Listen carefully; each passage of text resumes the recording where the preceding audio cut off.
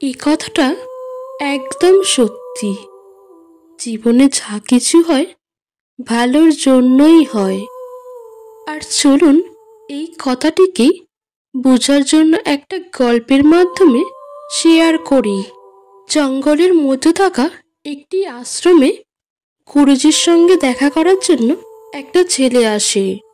কারণ ওই ছেলেটা অনেক বেশি দুঃখে ছিল, সে অনেক বেশি কান্না করছিল। এরপর গুরুজি ওই ছেলেটিকে বলেন, জীবনে অতিরিক্ত চিন্তা করার কোনো প্রয়োজন নেই। যাই কিছু তোমার সঙ্গে হয়েছে সেটা ভালোর জন্যই হয়েছে। এরপরে ওই ছেলেটি বলেন, আপনি এটা কেমন কথা বলছেন? আমার সব কিছু চুরি হয়ে গেছে, আর এখন আমার বাড়ি ফেরার মতো কোনো কিছুই নেই। আর এটা আমার সঙ্গে ভালো কিভাবে হলো? আমার সাথে সত্যি অনেক খারাপ হয়েছে। আপনি এই ঘটনাকে কিভাবে ভালো বলতে পারেন? আসলে ওই ছেলেটি জঙ্গলের মধ্যে দিয়ে বাড়ি ফিরছিল, কিন্তু কিছু ডাকাত তার সমস্ত কিছু কেড়ে নেয় আর সেখান থেকে তাড়িয়ে দেয়।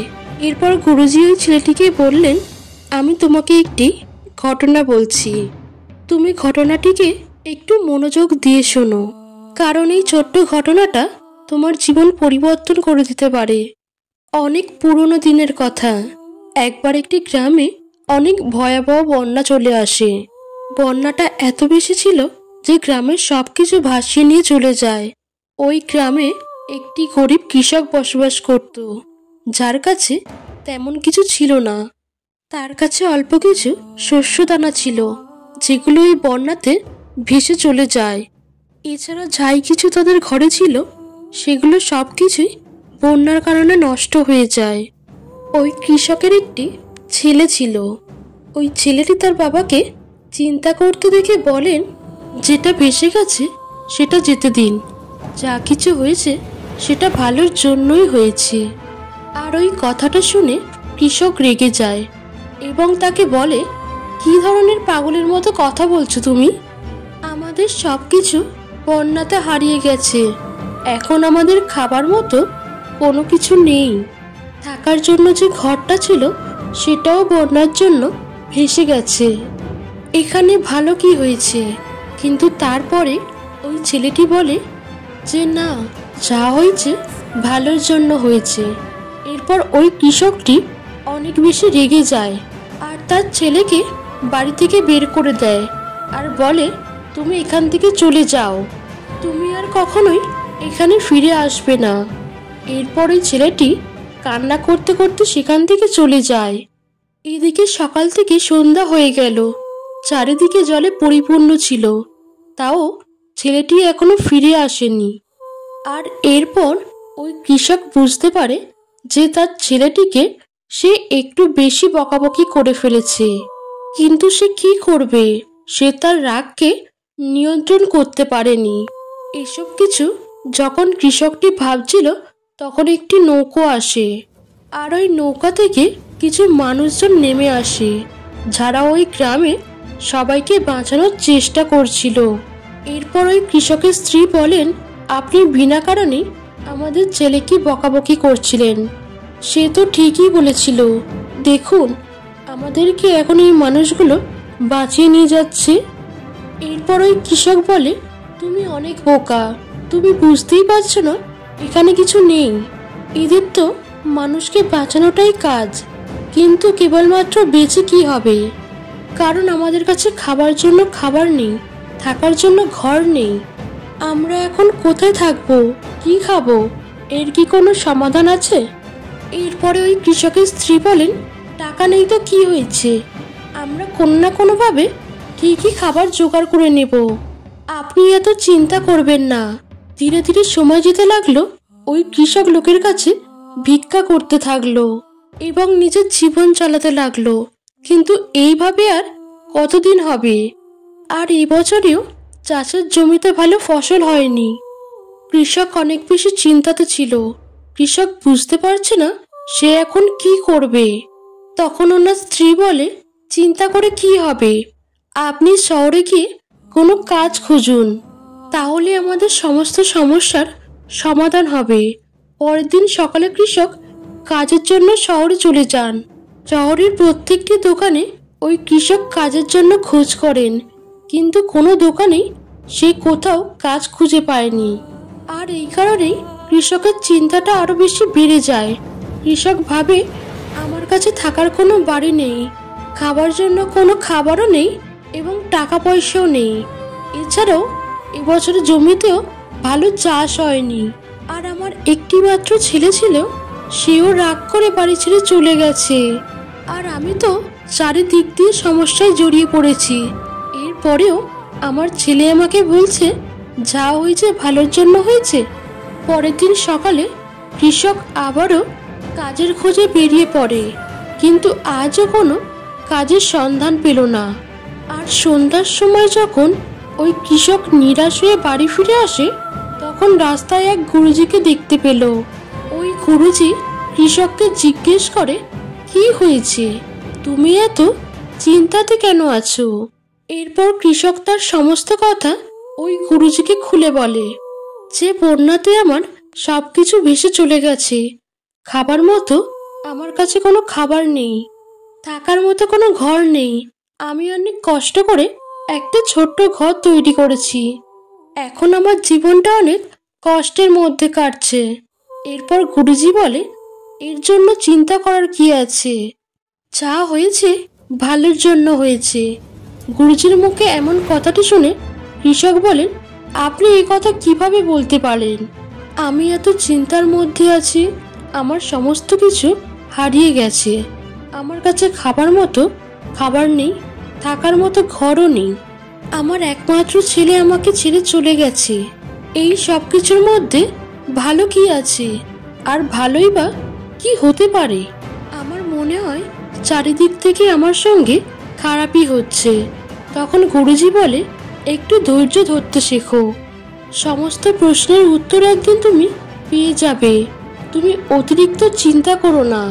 এটা বলেই গুরুজি সেখান থেকে চলে যায় এবং কৃষকটি পুনরায় আফসোস করতে শুরু করে যে গুরুজিকে দেওয়ার মতো তার কাছে কিছুই নেই। ওই কৃষক সারা রাত এটা ভেবেই অবাক হয়, যাই কিছু হয় সেটা ভালোর জন্য কিভাবে হয়। আমার সঙ্গে তো ভালো কিছু হয়নি। এই কথাটা ভাবতে ভাবতে কৃষক ঘুমিয়ে পড়ে এবং পুনরায় পরের দিন কাজের খোঁজে বেরিয়ে পড়ে।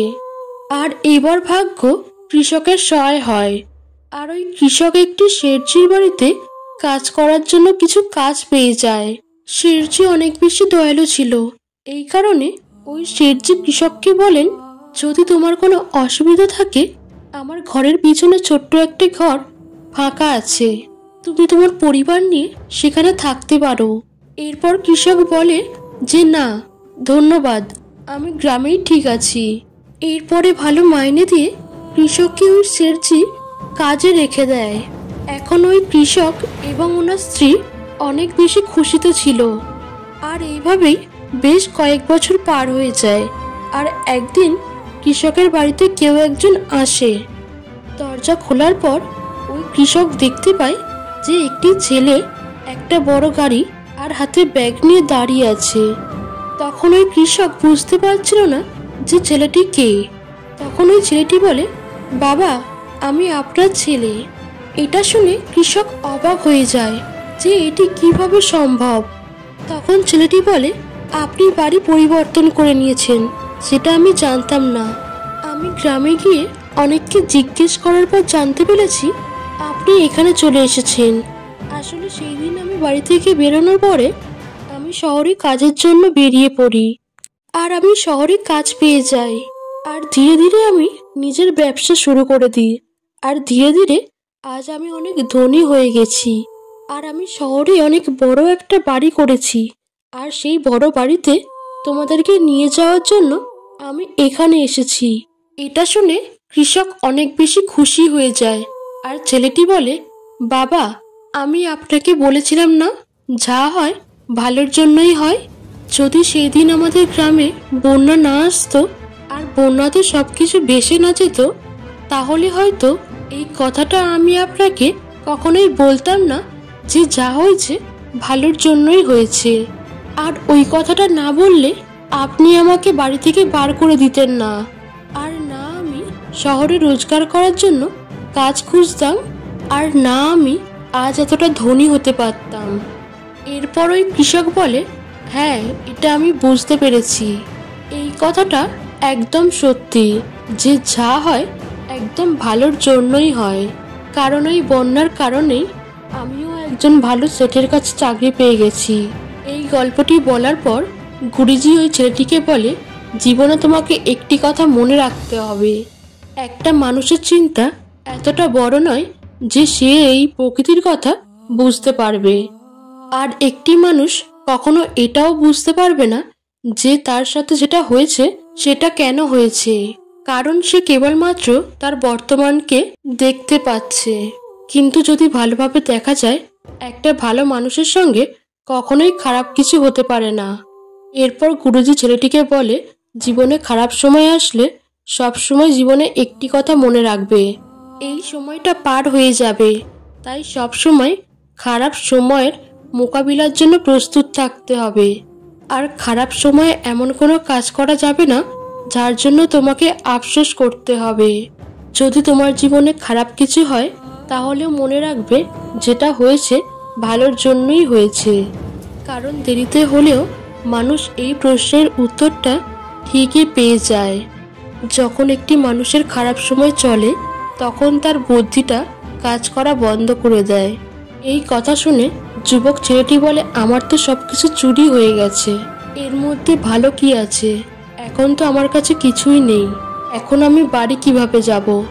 এই কথা শুনেই গুরুদেব বলেন, আসলে ওই জঙ্গলে আমি একটা মূল্যবান পাথর খুঁজে পেয়েছিলাম, আর এই পাথরটা তুমি নিয়ে নাও।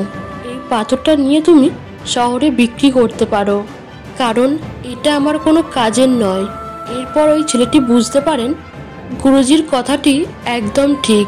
যদি আমার ওই জিনিসপত্র চুরি না হতো তাহলে আমি কখনো গুরুজির কাছে আসতাম না, আর আমি যদি গুরুজির কাছে নাই আসতাম তাহলে এই মূল্যবান পাথরটি কোনোদিনই পেতাম না। এরপর ওই যুবক ছেলেটি পাথরটি নিয়ে শহরে ফিরে যায় এবং ওই পাথরটি বিক্রি করে সে অনেক কোটিপতি হয়ে যায়। আজকের এই গল্প থেকে আমরা শিখতে পারি, আমাদের জীবনে যাই কিছুই হয় সেটা ভালোর জন্যই হয়। হয়তো যখন সেই ঘটনাটা আমাদের সঙ্গে ঘটে তখন আমরা সেটা বুঝতে পারি না, তখন হয়তো আমাদের এটা মনে হয় এটা হয়তো খারাপ হয়েছে, কিন্তু ভবিষ্যতে গিয়ে আপনি এই প্রশ্নের উত্তরটি অবশ্যই পেয়ে যাবেন। তখন যদি আপনি পিছন ফিরে দেখেন তাহলে অবশ্যই বুঝতে পারবেন যে যেটা হয়েছিল সেটা আমাদের ভালোর জন্যই হয়েছিল।